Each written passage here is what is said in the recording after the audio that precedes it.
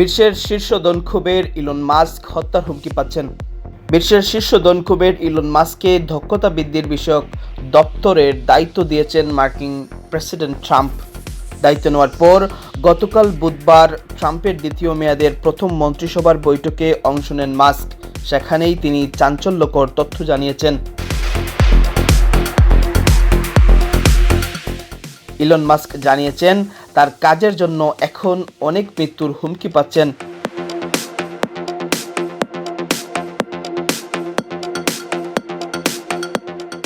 প্রতিবেদনে বলা হয়েছে, মন্ত্রিসভায় বৈঠকের সময় ট্রাম্প মাস্ককে বক্তব্য দিতে বলেন।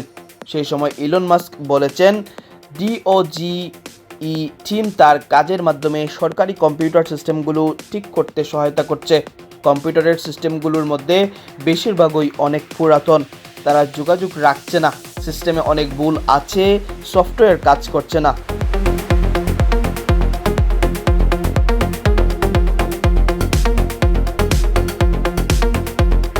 তিনি বলেন, আমরা আসলে প্রযুক্তিগত সমর্থন, হাস্যকর হলেও এটি সত্য। ইলন মাস্ক বলেছেন, ডিওজিই দলের লক্ষ্য হচ্ছে ব্যাপক প্রতারণাকে তুলে ধরা। আমরা যদি এটি না করি তাহলে একদিন যুক্তরাষ্ট্র দেউলিয়া হয়ে যাবে।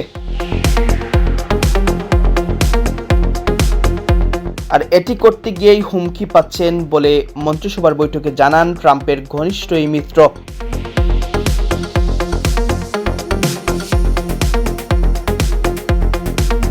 গত শনিবার ইলন মাস্ক 23 লাখ সরকারি কর্মচারীকে ইমেল করে বলেছিলেন, আগামী 48 ঘন্টার মধ্যে তাদের জানাতে হবে গত সপ্তাহে তারা ঠিক কী কাজ করেছেন।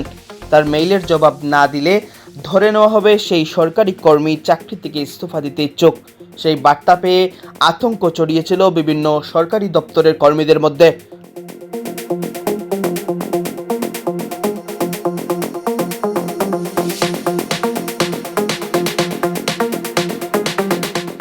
তবে মাস্কের সেই বার্তাকে আমলে নেয়নি খুদ ট্রাম্প প্রশাসন।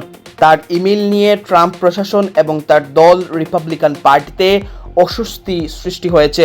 রিপাবলিকানদের একটি অংশ মনে করছে তার কার্যক্রম প্রেসিডেন্ট ডোনাল্ড ট্রাম্পের নির্বাচনী অঙ্গীকার পূরণে বাধা সৃষ্টি হতে পারে।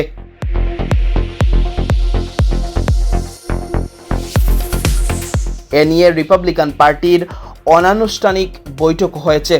তবে মার্কিন প্রতিনিধি পরিষদের স্পিকার সহ কিছু রিপাবলিকান কংগ্রেসম্যান মাস্কের কর্মকাণ্ডের প্রশংসাও করছেন।